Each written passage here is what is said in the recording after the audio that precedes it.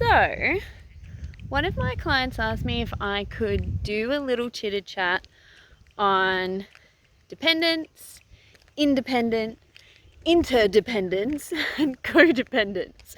So, just small topics. But I am going to give a little 2 cents worth, or 50 cents worth, or a Michelle value, which could be anything really, on these topics, because I actually think they're all healthy and all unhealthy depending on how you're using them, who it's with, what your relationship with yourself is like, and in relation to you being your authentic self.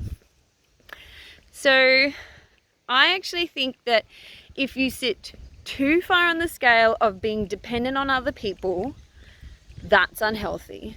But also, if you sit too far on the independent side of the scale, that's also equally unhealthy. So I'll use myself as a little bit of an example here, because I'm the sort of person who actually really loves my solitude. I love doing things on my own. I love my own time. I love my own space. But if I sit too much on that side of the spectrum, that's unhealthy. And then that can get me down if I'm not spending enough time with my people. But then on the flip side, if I spend too much time with my people, that can get me down because I'm not spending enough quality time just with myself. So therein lies a bit of a trick there, and that's just an example. There's so many different ways to look at dependence and independence.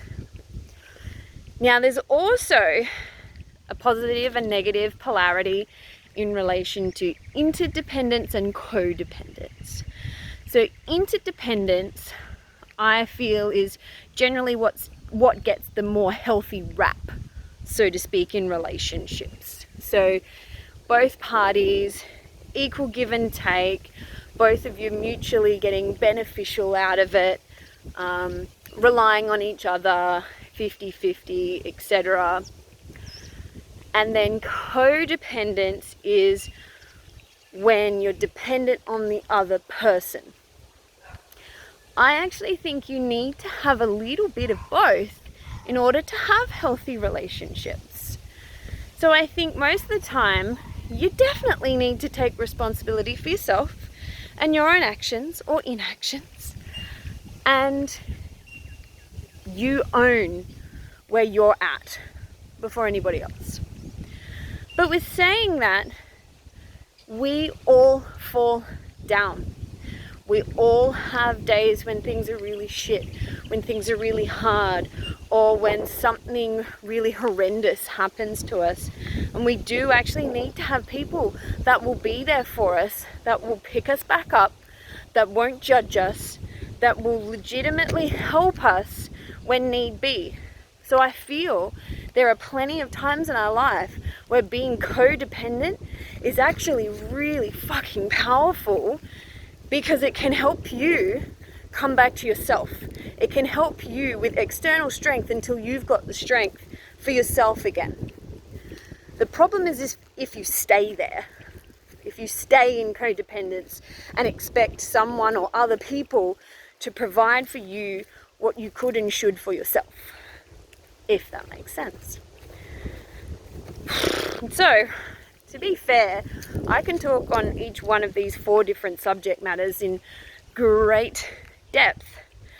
But I think the key that ties all of these different types of relationship dynamics together is the relationship with yourself, with your self-identity, with your true self, your authentic self, whatever label you want to place on it.